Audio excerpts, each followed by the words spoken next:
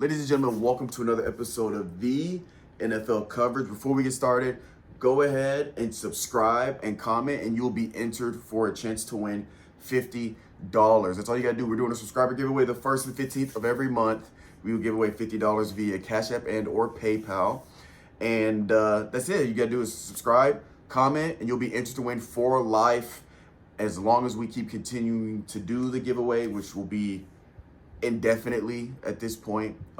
So you'll always have a chance to win once you've done it once. So go ahead and do that. So let's get into it. We have the recap of week 3, and then we're going to go over statistical leaders, all that good stuff, and then the matchups for week 4.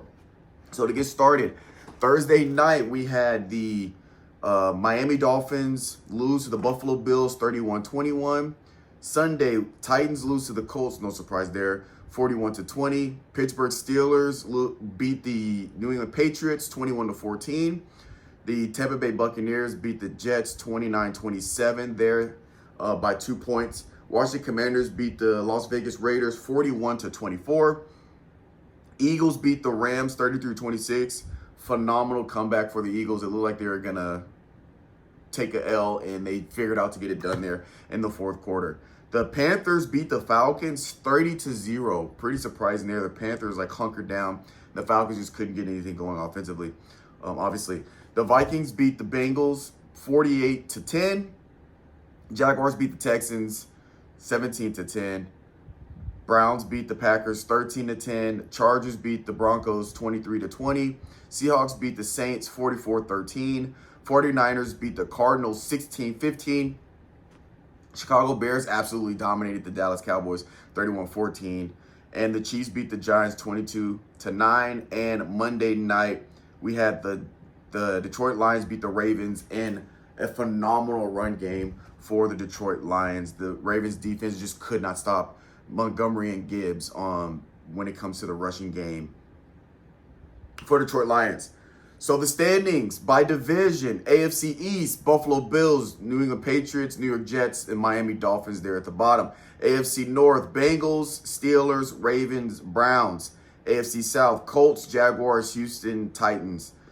AFC West, Chargers, Raiders, Broncos, and Chiefs. In the NFC East, Eagles, Commanders, Cowboys, and Giants. NFC North, Packers, Vikings, Lions, and Bears.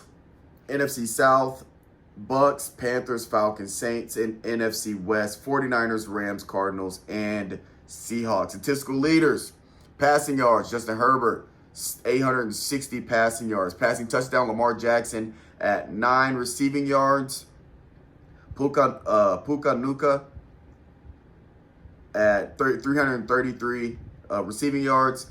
Receiving touchdowns, St. Brown, 4 receiving touchdowns. He's also tied with Odunze, Tucker, Johnston, and Keenan Allen. I'm sorry. That's the top 5. At 4 receiving touchdowns is St. Brown, Rome, Odunze, and Tucker for the Las Vegas Raiders. They all have 4 receiving touchdowns. Rushing yards, Jonathan Taylor, 338. The running game-wise, there's not really been a running back to just absolutely dominate the beginning of the season. Because going into we're going into week 4, and there's not really been a consistent dominant run game for all these teams we know of as running. But for the Eagles, Saquon Barkley's not in the top 5. Derrick Henry's in the top 5. He's at 242 at 4. But he had a game, I forget, last week.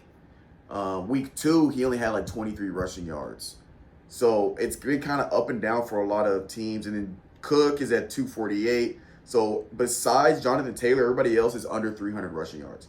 But it's early, and we'll see how the run game develops as the season goes on. Rushing touchdowns, tied at first is Jalen Hurts and James Cook for the running back for the Bills. Interceptions, we have Cam Bynum at 2. He's also tied with Jordan Battle for Cincinnati Bengals. He's also tied with Tremaine Edmonds for Chicago. They all have 2 interceptions. And then we'll talk about Edmonds because he got those two in one game, this past game. Defensive tackles, we have Bobby for New York Giants at 34 tackles. And last but not least, sacks. We have Rashawn Gary at 2.5 sacks on the season there. So now, let's go into, where's my notes? Give me just, yeah. So, some quick announcements, achievements, awards, etc., milestones, whatever you want to call them. Aaron Rodgers throws his 509th career touchdown. That puts him 4th all time. Shout out to Aaron Rodgers. Matthew Stafford throws his 382nd career touchdown. That puts him 9th all time. And Isaiah Rodgers, a defensive back for the, not defensive back. Is he defensive back? Anyway, Isaiah Rodgers becomes the first defensive player in Vikings franchise history to score 2 touchdowns in a single game. They were both fumble recoveries. It's actually bothering me. I can't remember if he was a defensive back or not, but I'm going to figure that out right now.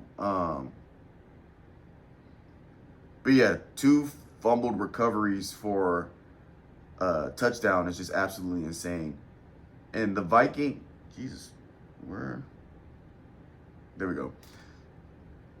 So we go to the stats, and the Vikings absolutely dominated the Chicago Bears. I mean, 48-10. I mean, Vikings dominated the Bengals, not the Bears. Sorry, the B got me confused. But Joe Burrow is hurt, so they're playing with their backup. Browning had like 140 yards. He threw a touchdown but had 2 interceptions. So it's going to probably be a rough outing for the Bengals for the next 3 weeks. I believe Joe Burrow is expected to be out 3 to 4 weeks.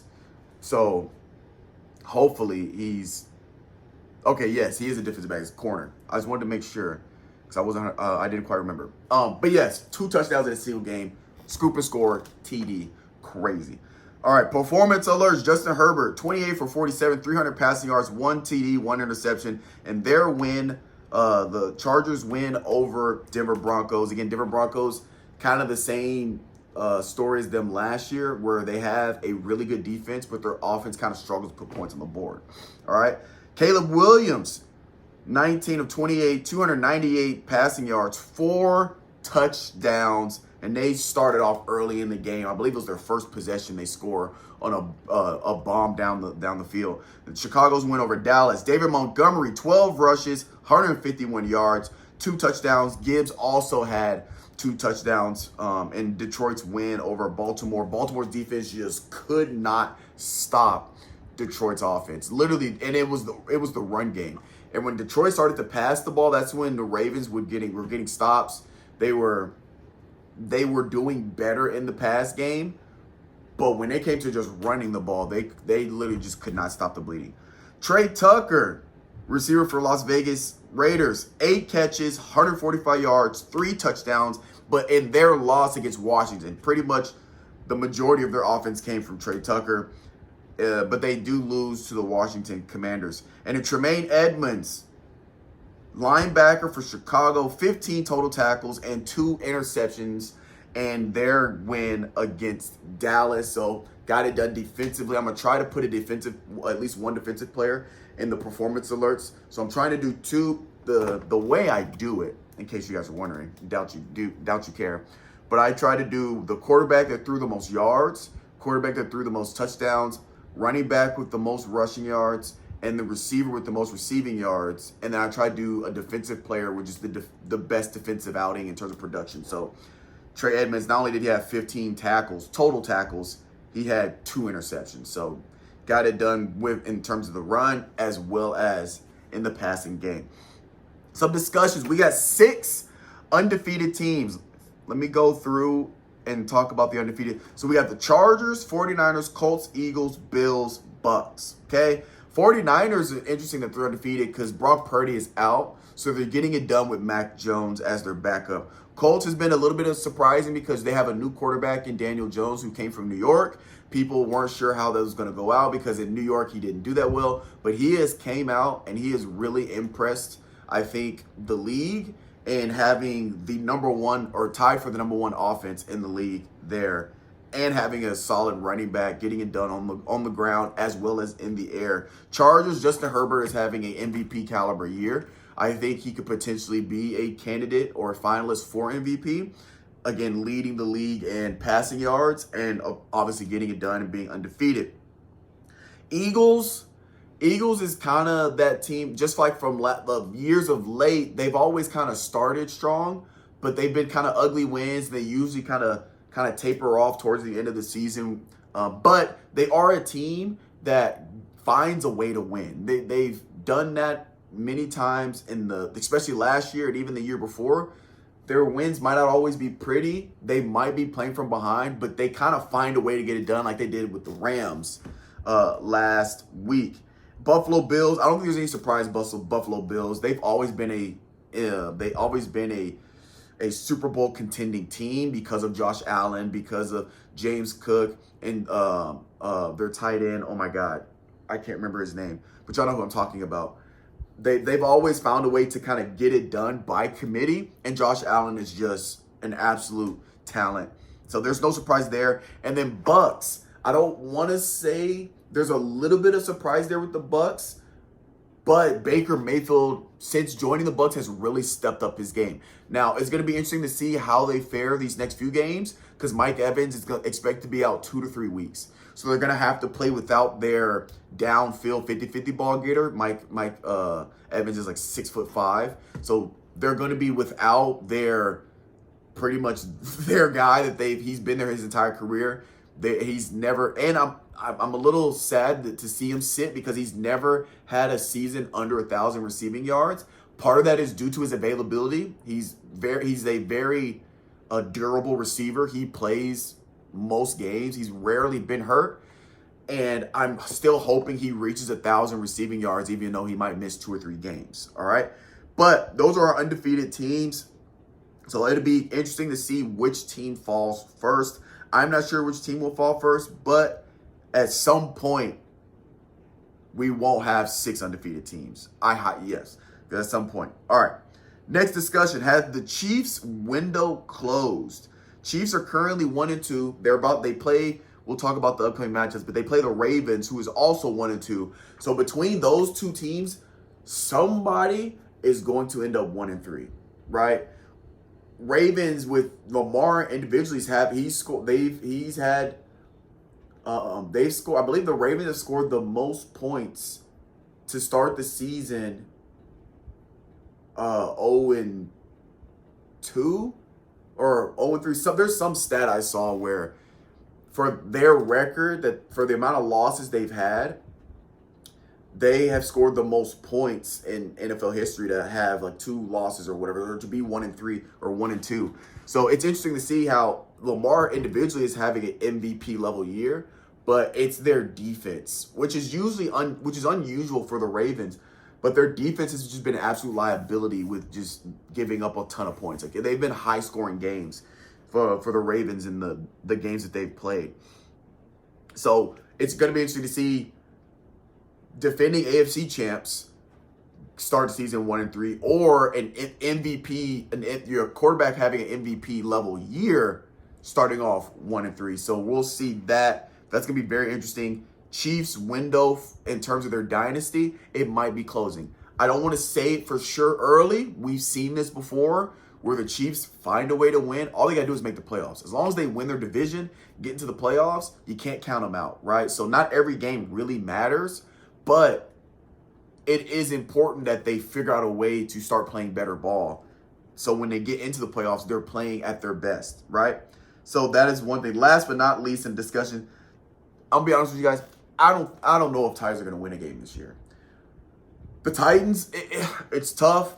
I believe they got a new offensive and defensive coordinator, not 100%, but I'm pretty sure they have a new offensive coordinator, new quarterback Cam Ward. They have just struggles offensively, struggles defensively. I believe defensively they're second to last in total defense for the season. Their offense is like 25th, 28th. It's bottom of the league. And it's just going to be, I think it's going to be a rough season. I was looking at their schedule. The only team I can see them beating is potentially Texas, the Houston Texans. But even then, the Houston Texans, I don't know if our defense is good enough to stop C.J. Stroud.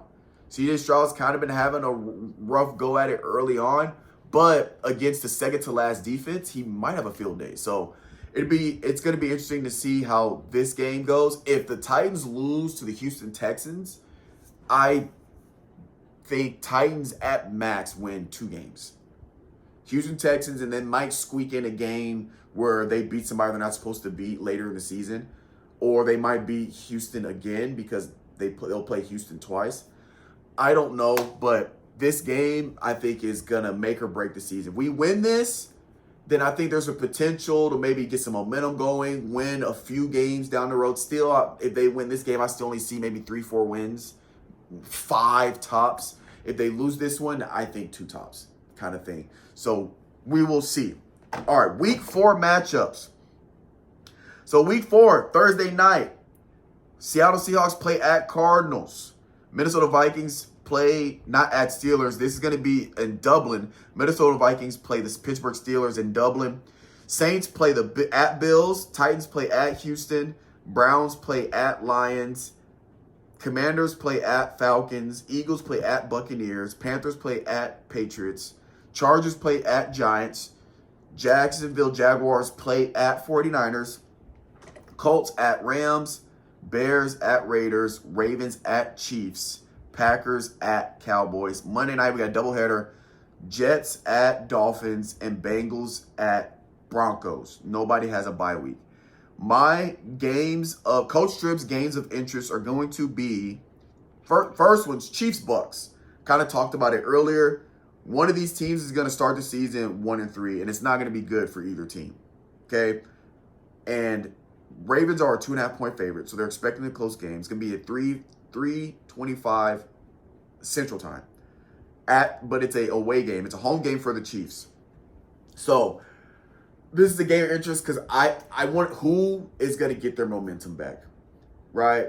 I don't want to say this is going to make or break this team's season, but I think it has the potential to make or break this team.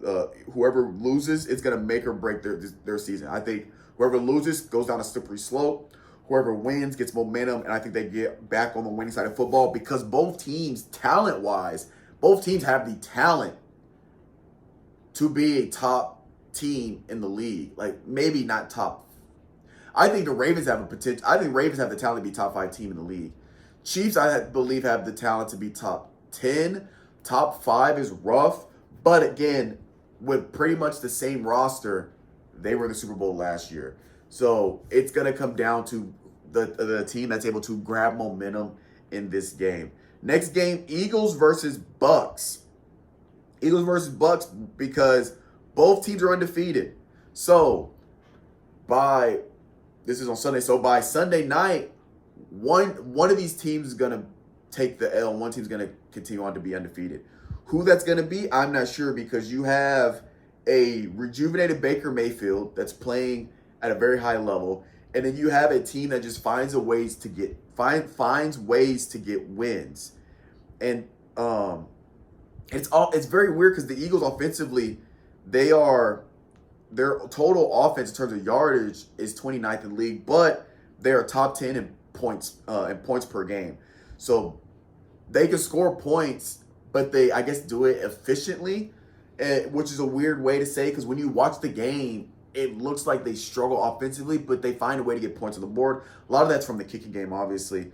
But defensively, they're 13th in total defense, with the Bucks offense being 16th. So you got a pretty even match when you look at Eagles defense versus the Bucks offense. It's more or less kind of evened out. But on the flip side, you have Bucks defense is 12th, with the Eagles offense being 29th.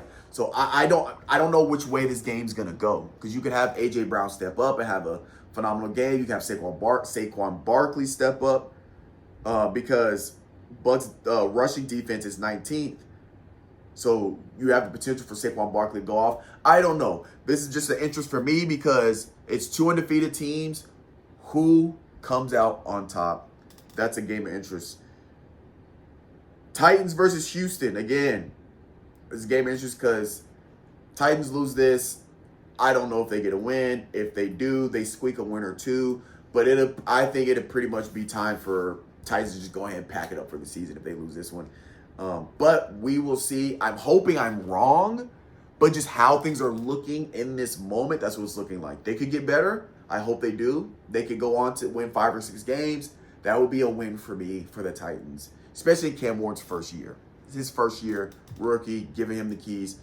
We'll see how it goes. But that's going to be my game here. And last but not least, which I believe is a lot of people's game of interest, the Sunday night primetime TV, the Dallas Cowboys play the Green Bay Packers. With Michael Parsons being traded to the Green Bay Packers, this is a game I believe everybody's going to be interested to see. It's perfect because it's Sunday night primetime, so it'll be the only game on. And it's going to be Michael Parsons facing his former team in the Dallas Cowboys. Okay? Now, who wins? Who comes out on top? Packers are a 6.5 point favorite, so I might take the over on that one. Defensively, Dallas Cowboys have not looked good at all. Okay? And Green Bay Packers have been they look decent offensively. Their offense is about middle of the pack. 19th, so bottom middle of the pack. Dallas's offense is top 3. They're 3rd offensively. So again, watching the game, you see them put up points. They can score the ball. Dallas's defense is 30th out of 32. So they're 3rd to last defensively. Green Bay Packers defense, top 3. Their defense is 3rd. So you got the 3rd ranked offense going against the 3rd ranked defense. What does that mean? How is that going to play out? I'm not sure. But then you have Green Bay's Packers offense is 19th, and their defense is last. And their passing defense is dead last. Their passing defense is 32nd, with Green Bay's passing offense being 17th. So bottom middle of the pack, or well, kind of right at the middle of the pack. So this was, I think it'll be an interesting game. I think Michael Parsons is going to make an extra effort to have a good game because it's against Dallas. So I'm going to obviously have my eye on Michael Parsons when Green Bay's on defense. But again, I potentially think that if Dallas loses this one, the organization as a whole, to me, is on the hot seat in terms of, can you salvage this season? They lose this one, it's going to be one of those conversations about, they got rid of Michael Parsons, now look at them. Green Bay's defense is top 5, they're 3rd, top 5 in the league. You look at Dallas, they're abysmal, they're losing this, that, the high expectations for Dallas. I think that'd be the narrative. And then it's going to really come down on Jerry Jones. Like, you took a gamble by trading him, trying to get these first round picks. They tried to justify it, saying we can get people for these first round picks. They got Kenny Clark. They got Clark for him. They were trying to justify being able to get more pieces instead of just paying one person. They could get more than one piece for the same, et cetera, this, that, and the third. And they start off the season 1-3. It's going to be like, Jerry Jones, you took a gamble, and the gamble did not pay off, at least in this moment. Again, those picks could turn into things down the road for them, but it's looking like an immediate negative impact for getting rid of Michael Parsons. So that is going to be my Coach's Games of Interest. So that's going to do it for this week's episode of the NFL coverage. We're excited to see how the games fall out this year. And with that, we will catch you guys next time.